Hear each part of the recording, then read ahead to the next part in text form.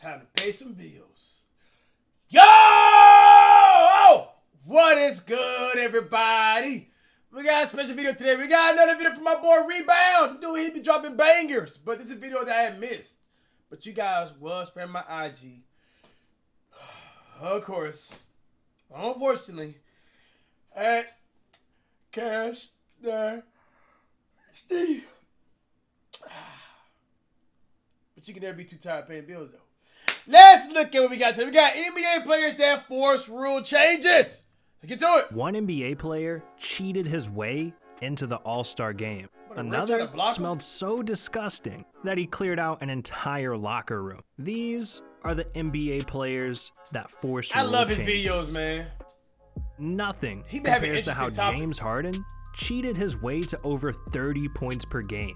It all started when a young Harden was traded from the Thunder. I'm not a bandwagon. I used to watch James Harden when he came out the bench for bro, I actually was a Kevin Durant, Russell Westbrook, I wouldn't say big fan, but I supported them. I want them boys to win. Especially when them boys win against the Warriors. To the Rockets. The man was a bench player at the time, only averaging 9.9 points per game. But after that trade, he became an NBA superstar, it's crazy, averaging bro. 25.9 points per game. That's a 16-point increase in just 3 seasons. This kind of improvement in that short of time is something hard to believe. So it brought a lot of skepticism to Harden. Was he cheating? Well, the NBA had some suspicions now, and they started keeping a close eye on him. And then he was caught doing the unthinkable. See, I would say cheating. Harden's been notorious for getting to the free throw line, but during his first year in Houston, he nearly tripled his free throw attempts per game. Just to put things into perspective, people think someone like Y'all ain't catch that, huh? That boy shot that with 1 foot, bro. I call that finessing. Tripled his free throw attempts per game. Just to put things into perspective, people think someone like LeBron gets all the calls. But in 2012, LeBron, he deserves so many more calls than what he gets, bro. LeBron only averaged 7. I mean, nah, LeBron, bro, he needed to average at least 12, y'all. No cap, bro. Bro, he get touched every time he go in the lane like he have mosquitoes on him. Dude, the mic, I hate that. Yeah, I guess that's still 7 more free throws than I got, but still, point stands. Harden got 42% more free throws than LeBron, and he would do this year after year. It turned out Harden was using an overpowered move that nobody could defend. When a defender would contest Harden, he'd lock arms with them to force a foul call. Like, just watch this. Harden did a real good job of using the old vet move. Lock his arm. Don't let him get it out of it. Hold it there, James. Yeah. And guess who gets the foul? Josh Harden, the rookie. Oh, man. I know you can't see my this ain't fair, James Harden, dog. Come on, bro. Face right now, but dang, Josh Hart, bro. That's how I feel, dog. But anyways, the league was forced to step in, and in 2017, the Harden Rule was officially introduced, stating that you can no longer draw a foul by forcing I did not know James Harden made a rule, bro. And if a player isn't already shooting before the call, it's just a common foul. Fast forward a few years, James Harden was recently traded from the Rockets to the Nets, and during all that controversy, Harden put on enough weight to become a big man. And speaking of controversial big men, Shaquille O'Neal is as big of a deal as they come, literally. And if the NBA hadn't changed the rule because of him, it would have lost them billions of dollars. Now, obviously, during Shaq's career, his ass was nearly impossible to defend. My favorite center of all time, the man was 7 feet tall and 324 pounds. Bro, imagine trying to guard that. I don't care who you are. My money's on Shaq, dog. But see, he did have one gigantic flaw. Shaq is one of the worst shooters in NBA history. This man only made 1 3-pointer in his entire career. 1. Well, I won't. That was it. The first and last time anyone ever saw Shaq hit a 3. So anytime you I thought he hit one All-Star. Might be wrong. Kept Shaq out of the paint, I mean, you win. But clearly, that's a lot harder than it sounds. You're not getting that bull out of there, Mike. The Mavericks developed something called the Hack-a-Shaq. And it looks exactly how it sounds. And there the Hack-a-Shaq. We saw this in both games 1 and 2 in San Antonio. I dare someone to run up and hug me an entire basketball game. We square. I remember watching this, bro. I used to just laugh, bro. I was a big fan of Steve Nash, man. When that Shaq went over there, bro, I was happy. But it's all they was doing, bro. They even did this in Cleveland to him. Up. MW2, Rust, 1v1. I'll hit you with the 720 insta swap. Oh! But see, teams were hugging Shaq as a strategy to win. They wanted to intentionally foul him, so he was forced to the free throw line. Imagine being so bad at shooting, teams are just giving you free throws. And if you know Shaq, well, he couldn't shoot a free throw to save his life. The man was a career 52% free throw shooter. Jesus. Those odds, Shaq would make one free throw max. And this is why teams would do the Hack-a-Shaq so often. Because worst case scenario, Shaq's team would score 1 point, and the other team would get the ball. If that was happening to me every single NBA game, I'd be pretty annoyed. But Shaq, he's just so Shaq big, was bro, so overpowered, so one day, bro. He decided the rules need to change. Look at and this, he bro. barged into the commissioner's office and threatened to start swinging on people if they kept fouling him, and especially if they didn't drop a like and subscribe to the channel. Yeah. Talking about finesse, you in the club too. Me 3. Yeah, Shaq's gonna beat your ass. And I know you won't win that fight, so don't risk it. But anyways, Shaq stared David Stern down and yelled, "Next time someone Hack-a-Shaqs me, I don't mind taking 15, 20 games out." Just imagine, you're on the phone and a 300-pound man bursts through your glass door like the Kool-Aid man, threatening you. Would you do what he says? Well, David Stern didn't, so the Hack-a-Shaq continued, and it caused some games to last over 3 hours because of all the free throws. Wow. It even got to the point where fans were booing their own teams. I mean, imagine someone getting fouled and shooting 30+ free throws in one game. But not only that, the worst free throws. So enough was enough. The NBA finally added a rule to stop this. Kinda. It stated that any foul away from the ball gives the other team a free throw and possession. The catch was, this only applies during the last 2 minutes of a quarter, so it can still happen to this day. But look, at least Shaq wasn't playing dirty to cause rule changes. I can't say the same for Zaza Pachulia. Now, he's not the most well-known player, but he set a record for causing the most rule changes in a single season, and it started in 2017. Coming into the All-Star game, it usually... Bro, a Hall of Fame moving screen, bro. Bro, talking about Curry used to just be sheltered by the dude, bro. Talking about like a child. Bro, I'm telling you, bro, this was a moving screen, bro. It comes down to the best players being guaranteed a spot. But something weird happened with the votes. Out of nowhere, Zaza Pachulia started getting more votes than Kawhi Leonard, DeMarcus Cousins, and Anthony Davis. Hold up. Let's take a look at the stat differences for a second. Kawhi Leonard, 25 points per game. DeMarcus Cousins, 27 points per game. Anthony Davis, Boogie was good. 28 points per game. And Zaza Pachulia at a small, pathetic, embarrassing 6 points per game. Disgusting. Mr. Pachulia, are you even playing? What's going on? 6 points? I could score 6 points. It doesn't take a rocket scientist to know that Zaza does not belong. So the NBA knew something suspicious was going on. A bench player was literally going to be a starter in the All-Star game. What? Yeah, well, what? See, Zaza was born in Tbilisi, the largest city in Georgia with over 3.7 million people. No, not that Georgia, this Georgia. Come on. And because he was the only current NBA player from that city, the entire country rallied together to get Zaza in the All-Star game. Respect it. An entire country.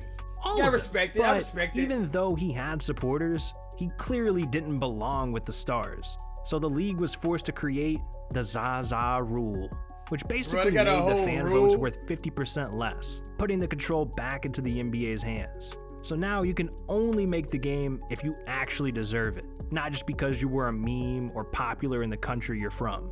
But this was just the first rule change Zaza had that year. Just a few months later, he nearly ended a career. And Ooh, I was so mad seeing this, bro. Bro, Kawhi was tearing that ass up, boy. The Warriors was not, bro. Bro, I think this is the Warriors' biggest comeback ever, bro. This soon after Kawhi got injured from this right, man. This bum. NBA was forced to intervene. Look at this bum. At the time, Zaza was on the Warriors, and they were on a roll in the NBA playoffs. They steamrolled through the first 2 rounds, sweeping the Blazers and Jazz. Yeah, let's talk about what happened, though, when them boys had that healthy Spurs team, though. 4-0. And when the Warriors reached the Western Conference Finals against the Spurs, there were predictions that Kawhi Leonard and the Spurs could pull off an upset. So coming into Game 1, all eyes were on this series. In the second quarter, Kawhi and the Spurs completely took over. Dominated. Dunks, layups, threes. Dominated. They were hitting everything, and the Warriors just couldn't keep up. Somehow KD, Steph, Clay, Draymond, and the King Zaza himself didn't look like enough. The Spurs went up by 25 points. 25 points before the third quarter, man. Come on, man. This looked like it was going to be the Warriors' first loss in the playoffs. But with 8 minutes left in the third and the Spurs up 76-55, this happened. And Leonard goes down again. And he's in pain again in front of the Spurs bench. And Leonard gingerly getting up. Fuck you, Zaza. Again, that's what they call all the time when you get your feet into the landing space of the shooter. Kawhi was hurt. Bad. Zaza closed out to defend the shot, and this caused Kawhi to land right on Zaza's foot. And I think Zaza might have purposely done this to take Kawhi out of the game. Regardless, it ruined Kawhi's ankle. Everyone in the crowd, on the bench, and watching from home knew it. Kawhi was ruled out for the rest of the game, and this completely changed the rest of the series. The Spurs went from being up 25 to choking the game and losing 113 to 111. And since Kawhi was ruled out for the rest of the series, the Spurs were swept 4-0. Now, was what Zaza did to Kawhi a dirty play? Yeah, it was. Well, no one except for him knows if he did it on purpose. But either way, Greg Popovich was pissed. A 2-step lead with your foot closeout is not appropriate. It's dangerous. It's unsportsmanlike. It's just not what anybody does to anybody else.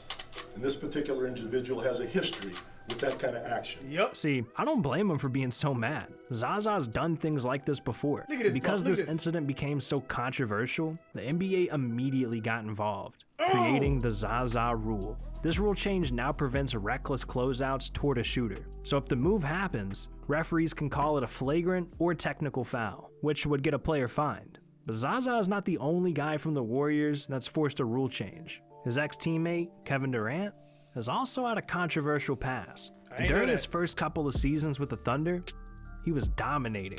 But one sneaky move dominate now too, bro. made him a target of the NBA. Man. Hey, man.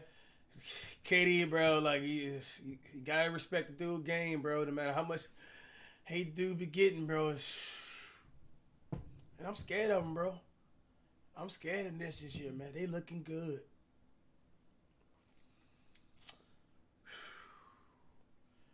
Please come back, AD. We need you 100%, man. Please. Yeah. See, it instantly became known that KD was a walking cheat code. The dude is 6'10" with a 7'5" wingspan. Not only that, he was averaging 25 points per game as a 20-year-old. This dude couldn't legally drink, and he was nearly the best offensive player in the world. I mean, you can't even build this man on 2K. He's too OP.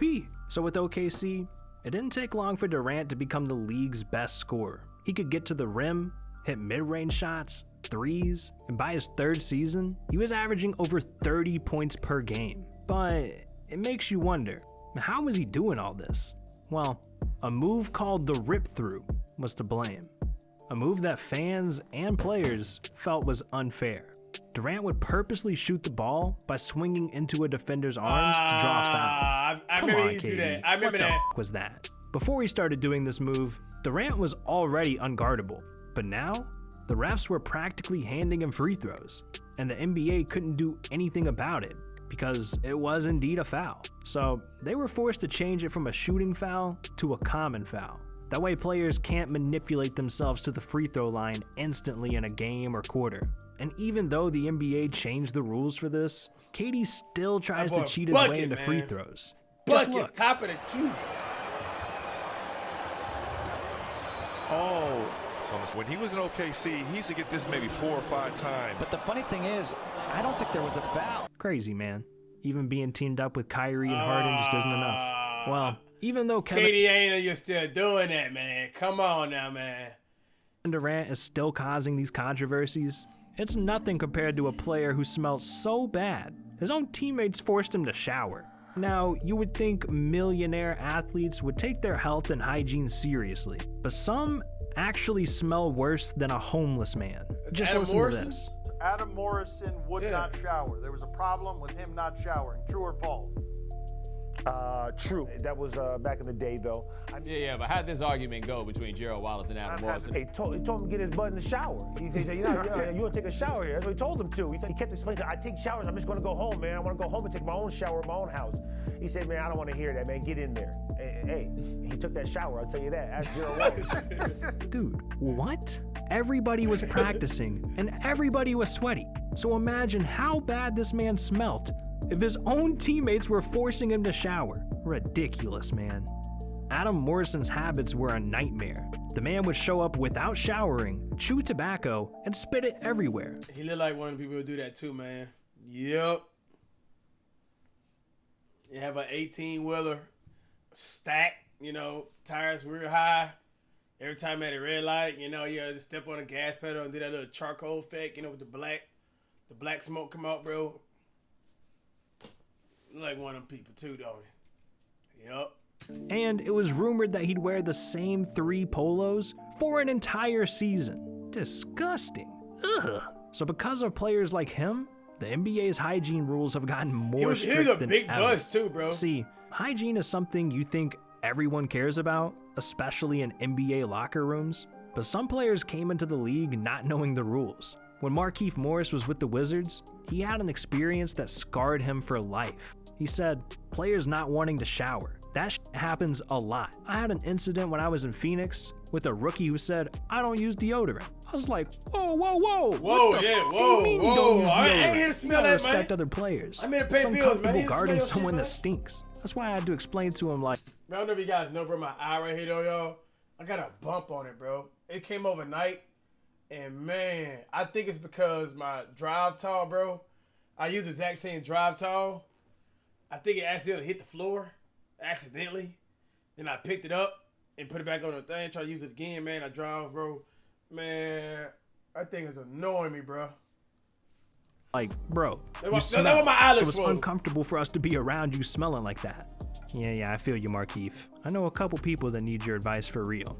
Hopefully they're watching this video. But it was even rumored that Markieff took a trip to CVS and bought kits to pass out to smelly teammates. And you know who's on his team right now? Anthony Davis. Markieff brought deodorant, shampoo, baby powder, and he left it at certain players' lockers. Anthony, we're looking at you. There's no way a unibrow that thick is smelling good, okay? The NBA needs to make this dude shave that thing. I'm sorry, that was too far. But anyways, the only promise Markieff made to them to get them to follow the rules was the ladies are gonna like this. Hey.